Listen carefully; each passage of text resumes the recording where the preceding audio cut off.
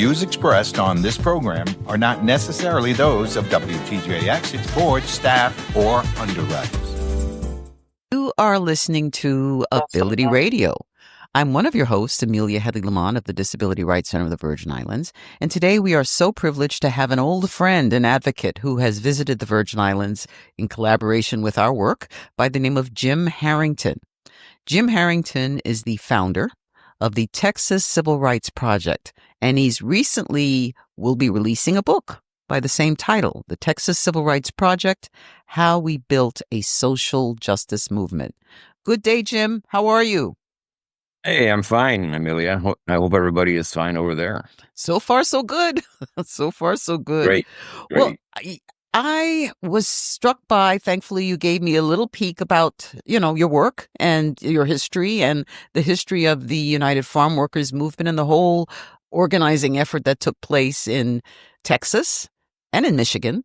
But for the listening audience who are not familiar with your work and what you've done, can you give us a little bit of a background about yourself?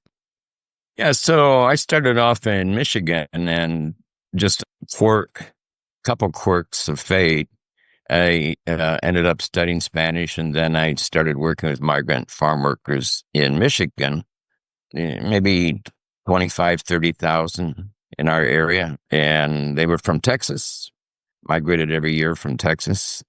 And so I ended up going down to Texas to be a lawyer to work with them. 25 to 30,000 migrant workers from Texas went to Michigan to engage in what kind of agricultural work? So it was actually close to 200,000 just in the area I was in. It was 25 to 30, and it was berries, principally strawberries, blueberries, raspberries, some hoeing. And then people would also kind of move north in Michigan to the cherry harvest. So those were the principal crops that had to be hand-picked. And, it was a pretty interesting experience to learn about all of this. I would imagine. Now, you also mentioned in your book that you started off as entering a seminary as a high school freshman, correct? Yeah. Okay. Yeah, I did.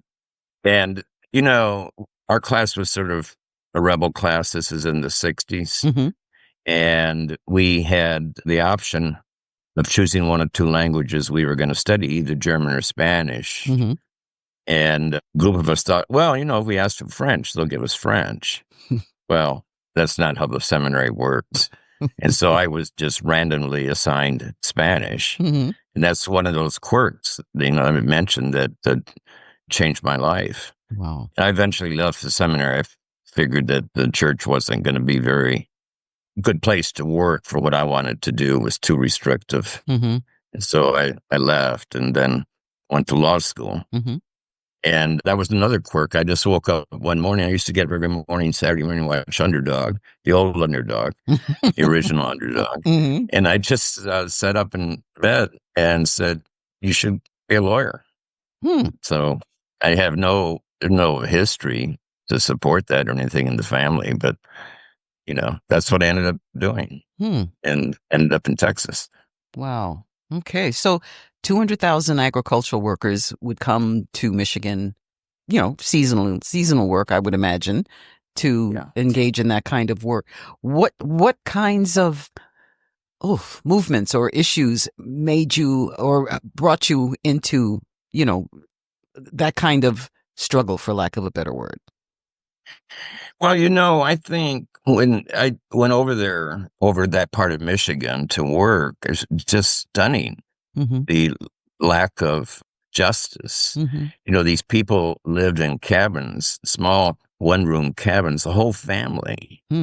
And often the shower was the hose in the camp. You might have 15 houses in the camp. And the contrast, they would be within sight of the growers' houses that were quite nice. It was just an amazing, it would just strike you that this is so bizarre, that these people got paid so little and were treated so bad, so that some people could be really wealthy and have very nice housing. And, people worked for pittance and often didn't even get paid everything they were working for. And so we had to file complaints with, the Labor Department in Michigan and that kind of stuff. And also the health department to complain about the housing conditions that were just horrific. I mean, it's unbelievable. It's like being in another country that we see pictures of when you had that kind of contrast of wealth. Right. But anyway, I got just, outraged and interested, and it was the time that the farm worker movement was taking hold with Cesar Chavez, and I wanted to do what I could to help the movement. But I decided that I should go to Texas because at that time everybody was going to California, right? And I knew people in Texas, and I wanted to spread out the assistance to the extent that I could. So I became. Well, I can't say I became a Texan. You can't become a Texan unless you're born here, I've learned. Oh, okay. but, so that I went down to South Texas and worked on the border for 10 years and then moved to Austin and eventually started the Texas Civil Rights Project. And even then we kept our office in the Valley. Mm-hmm. We call it the Valley on the border. And then we put an office in El Paso. But a lot of our work continued to be with farm workers, and of course the minority Hispanic community, and also we did a lot of work in the African American community as well. Mm-hmm. Well, tell us, what was the lay of the land in Texas? I mean, I would imagine there's different crops that's growing there, and what was the landscape like for you as a not only as a lawyer, but you did a lot of community organizing work as well, correct? Yes, and I think that was the gist of the book that I was writing. I wanted to really talk about organizing with the community and how lawyers can fit into that and do their part. Mm-hmm. And they said, no, this is a memoir. You have to talk about yourself. I said, well, that's not what I want to be doing. But we came to a compromise. So I told as many funny stories as I could for my part of it. But the lay of the land was very much similar as it was in Michigan, in that it was extremely poor. People lived in colonias, which are rural ghettos for all practical purposes. Mm-hmm. They're built on flood plains, so that when you have torrential rain, their colonias flood. There are 200 of them in the Rio Grande Valley. Really? And very poor. A lot of them, until we started organizing, did not even have running water. They would bring water in barrels. And you can imagine, these are barrels that had chemicals at one time. You can imagine how unhealthy that was. Right. And bad electricity, all that kind of stuff. And we would call Texas, we would call the Valley, the third world for our, with respect to what you would see across the railroad tracks, where the farmers and the establishment people all lived. So it really involved doing organizing, bringing people together. I think the one lesson that I really learned in terms of organizing was the importance of doing house meetings, going to the neighborhood. You go to somebody's house, say, hey, can you invite some of your neighbors? Let's get 15, 20 people together. Right. Talk about what are the problems, what do we need to do, and what am I going to do? Mm-hmm. And that turned out to be a very effective tool. This is a tool that United Farm Workers in California developed with Fred Ross, who was an Alinsky organizer. Mm-hmm. But I think it's very effective. And one of the complaints that I have in the book at the end, too, is that we've lost this art. We think that we can do everything by social media. And social media is important. There's no doubt about it. But you can't give up that house meeting where you sit down and talk to people. Right. And they hear each other. Right. It's an empowering experience. And on social media, you're not having a discussion with the community. You're basically talking to whoever wants to listen to you. Yeah, whoever wants to do the click. Yeah. So anyway, it was a great experience. It was an honor for me to work with people that were struggling so hard for basic justice. Basic justice. Basic. And one of the issues that we worked on, that became a priority was getting workers' comp in agriculture. So agriculture is actually the most dangerous occupation in Texas, as it is around the country. And it goes back and forth between agriculture and construction, depending on the season. What And are what the happens? dangers? Yeah, what are the Oh, dangers? the dangers are horrible. I mean, because you're exposed to pesticides, you're exposed to stepping on stuff in the fields when you're working, you're exposed to malfunctioning equipment. Right. I mean, and then just think about hoeing, for 20 years and what that does to your back, Right.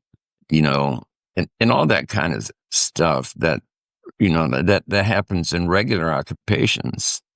But agriculture workers were excluded from the law. Right. And of course, the reason they were excluded is because they were all Mexican American. But it's very dangerous. I mean, when I was working migrants in Michigan, I thought, man, you know what I'll do? I'll go out and pick strawberries one day with them. And so it was a short day for me. I was very happy we ended at noon. But I really got to understand how hard the work is to be bent over or crawling in the dirt. Right. And, and exposed to whatever. One of the plaintiffs that we had in our litigation that was successful ultimately was a guy who had been hoeing. Lalo Garcia had been hoeing. And he stepped on some kind of spine. I don't know what an exact word would be in English, but it would be like some sort of big thorn that pierced his shoe. Wow. And infected his foot. And he lost a couple months of work because of the infection. Oh, man. And, I thought that was very typical. And that was also the case. We had a case where somebody died.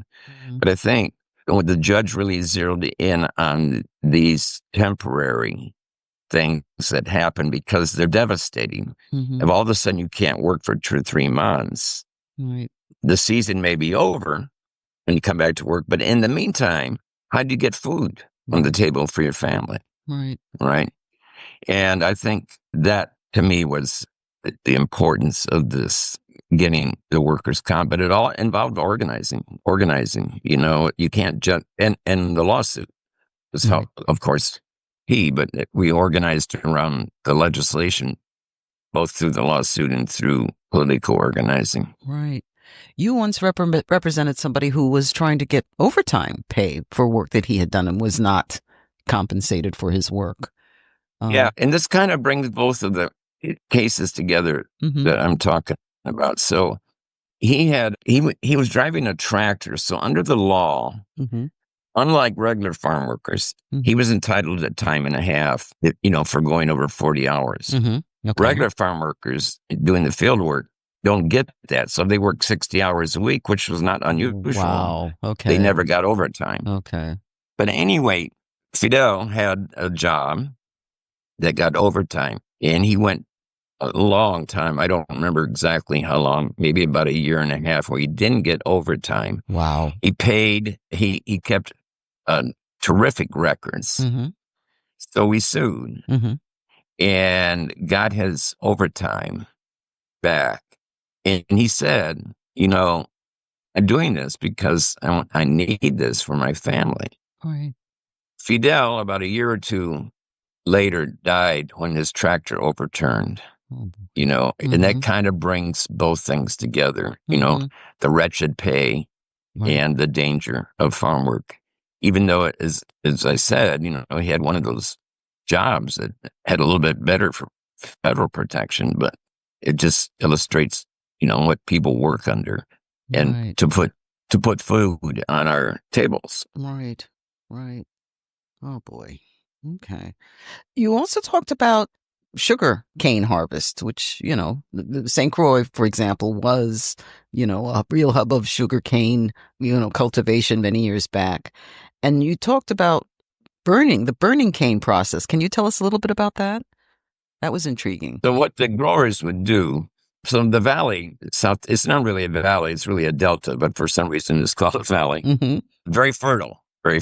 And at that time had quite a bit of water, which you need for sugar cane.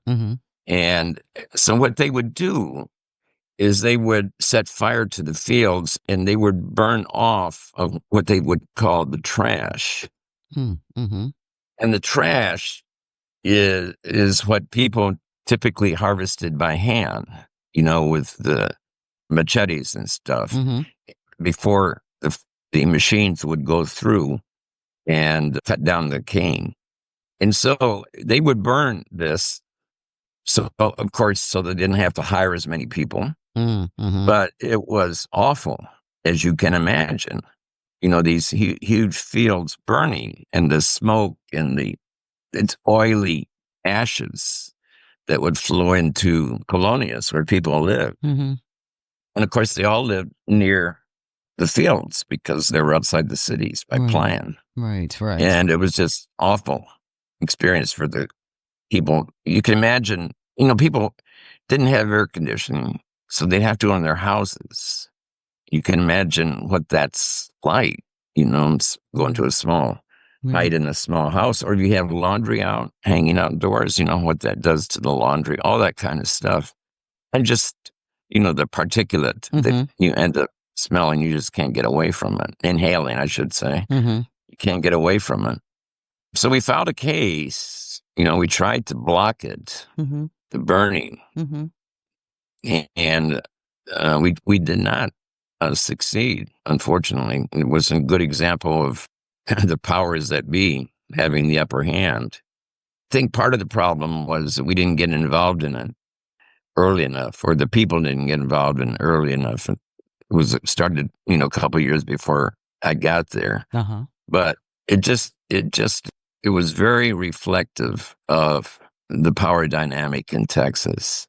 And I had to talk about another similar situation. You have the county commissioner. So we have our counties are run by 4 commissioners and what we call a county judge. And so one of the commissioners had a dipping vat in the middle of this small town. Right. I was going to ask you about Santa that. Maria. Tell us what that's about. What's a dipping vat? That is when you bring the cattle in, run them through a pond or pool, huge pool of chemicals so that they can be shipped north. They have to have they do this to eradicate ticks that are on the cattle. But you can imagine running hundreds, thousands of cattle through this dipping vat, the manure, the smell, the noise, in the middle of the town. Amazing. I mean, literally in the middle of the town, the main crossroad. And so the county commissioner decided that he was going to expand the dipping vat. Okay. Make it even bigger. And, in Texas, under our law, a dipping vat is what's called a per se negligence, means that you cannot have it near residences. Okay. Period. And so that was one of the first cases that I filed. And fortunately, the judge ruled in our favor, even though it was the county commissioner. And the county commissioner, of course, the county commission sets the salaries for the judges. So we won, even though, Yeah. it was a good judge. I mean, he took it seriously. Right. But the arrogance of that, of course, that you could simply do this in a community. You couldn't do that in any Anglo white community or anybody that was middle class. No. Was in a middle class. I mean, it would be unthinkable. Right. But that reflected, the arrogance and the racism of the power structure in South Texas. You've also devoted a lot of conversation or representation in your book about police brutality. And can you talk about the kinds of cases that you had been engaged in involving that? Yeah, so a lot of cases. I probably have sued more cops than any other lawyer in Texas, I would guess. So I'll give you 2 emblematic cases. One was in McAllen when I was there in South Texas, in which the McAllen, the C shift, the night shift, would basically beat up young guys at the police station. Young guys who had been out drinking, and that kind of stuff, and sometimes would lip off at the cops or whatever. But they videotaped this. videotaped these beatings. Oh, jeez. And just by chance, we found out about it. And we ended up doing a class action against the city of McAllen, showing the videos. And the videos were brutal. They played all around. They played all around country. They even played in France, I found out, and in Mexico, of course. You know, and they called themselves the C-shift animals. They named themselves, the cops, the C-shift animals, and they had T-shirts. You know, and they would check out the videos for their parties. What? I mean, you can't make this stuff up. But anyway, we found all this out again by chance. We were just really lucky. But it came into play, and we were able to change the police department, I think, pretty dramatically for the good. And the second case that I thought was sort of paradigm, I was in El Paso when this high school went from the hourly curriculum that they were used to doing to the new block curriculum where you might study math all morning and then not until till the following Wednesday, that kind of stuff. Well, the school district popped it on the students without preparing them. And the students, of course, were very upset and wanted to do a demonstration. The administration said, okay, yeah, of course you can do the demonstration. And then, but they called the El Paso cops with the idea of just being there, to protect the peace. Well, they did just the opposite. They just came and swarmed all over, beat up the students, beat up the professors, the teachers, that kind of stuff. Wow. Just crazy. And, we ended up doing a case on that, but it was just so weird to me. And, we had another case like that in Round Rock where students walked out to protest. This is back a number of years ago, to protest the immigration law that Congress was proposing, which would do what Trump is now doing, but they beat it back. But the kids, again, had permission, and the school calls the cops. And of course, the cops come and beat up and arrest everybody. And that we had a really great. I did enough of these cases. I began to get creative solutions to them. So in this one, for example, the kids all got so we represented 99 kids, and we got their records expunged. The city had to pay for it, and also whatever money was left over, we could use for scholarship, which we did. So I was really proud of the students for fighting back. And lo and behold, a year later, they're still out there demonstrating. That's really great. This time, of course, the cops leave them alone. Right. That's a good thing. But, it's just stupid. Sometimes these things are just crazy. But the thing that was important is that these people do not have access to lawyers. If we weren't there, they weren't going to hire a lawyer for $15,000, $20,000 to do this. Right. Yeah, the same thing, with the farm workers and all that. I think that was really what we were able to do that was very important. And that was to provide legal assistance without any cost to people. And we didn't have the restrictions that legal aid had about who they could represent. We basically could represent anybody that we wanted to represent on any kind of case. So we took advantage of that. And we always worked. Even in these cases I'm talking about, we always try to work with community organizing, because you can go into a place, win a case, and then you leave, and then everybody forgets about it. Right. And things go back to the routine. When you're working with a community group, they will make sure that there's no backsliding. Right. And if there is, they'll get in touch with you. Right? Yeah, exactly. Right. So that was very important. And we did an enormous amount of work with the disability community. I think I had been involved in something like 550 cases. Wow. Involving the disability community. Wow. And that was always wonderful, working with the disability community, because they're organized. They got 2 or 3 really strong organizations in Texas. And so we were able to work with them, and we did some really important changes for example, in the ballot for people who are blind, now as a result, you have audio connection when you're voting. You can listen to and guide you along the ballot.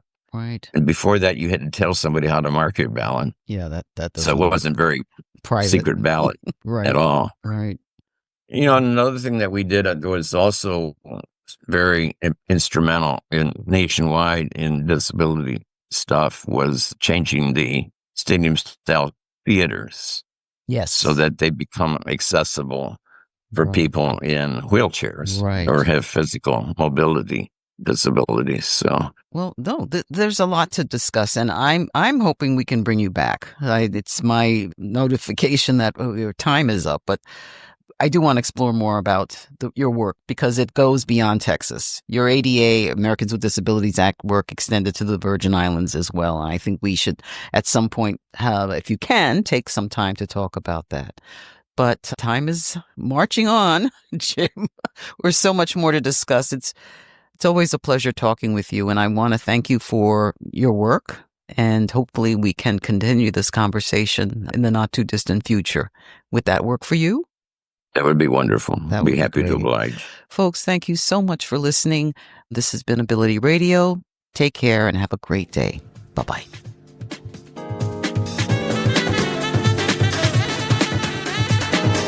The views expressed on this program are not necessarily those of WTJX, its board, staff, or underwriters.